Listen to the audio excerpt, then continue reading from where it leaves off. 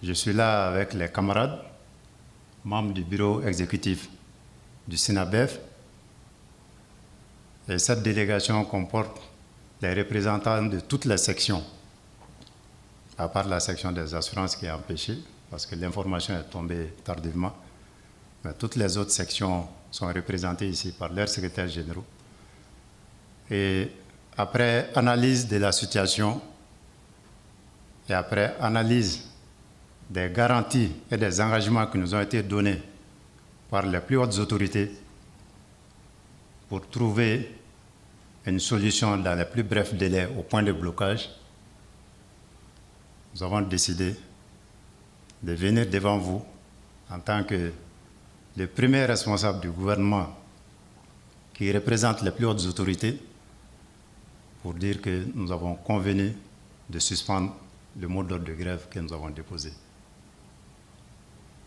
La signature du PV, nous avons convenu avec le ministre du Travail que cela va se faire en présence de l'ensemble des partis au ministère du Travail.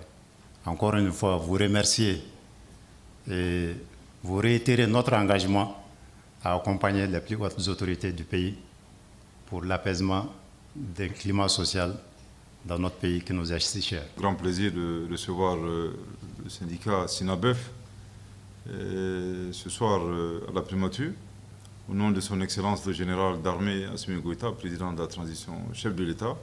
Je voudrais vous remercier pour votre attitude constructive. Et c'est avec joie que nous accueillons bien entendu votre sage décision de suspendre le mot d'ordre de grève pour beaucoup de raisons. Nous avons bien entendu suivi les échanges, l'implication de différents acteurs, différentes autorités, des personnes de bonne volonté.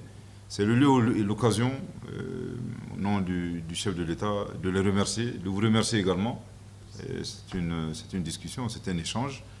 Mais soyez également sûr que nous ne ménagerons aucun effort pour continuer à trouver, disons, des solutions urgentes aux différents points qui sont restés en suspens. Voilà un peu ce que je voulais dire. Encore une fois, vraiment, je vous réitère mes chaleureuses félicitations et bien entendu remerciements pour cette attitude constructive. Et vous l'avez justifié, c'est la nécessité de maintenir un climat social apaisé. Je pense que nous en avons besoin pour beaucoup de raisons. Le Mali est un pays qui fait face à plusieurs défis. Et le défi de la lutte contre l'insécurité